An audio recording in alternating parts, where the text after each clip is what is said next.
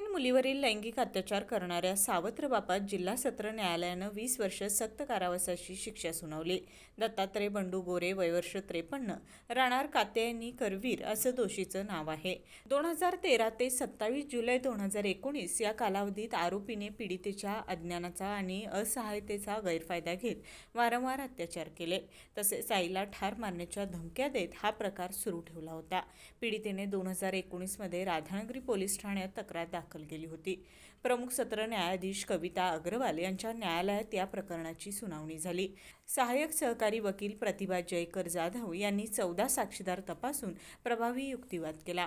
प्रत्यक्ष पुरावे ग्राह्य धरत न्यायालयाने आरोपीला दोषी ठरवून 20 वर्ष सक्त मजुरी आणि 3,000 रुपये दंडाची शिक्षा सुनावली.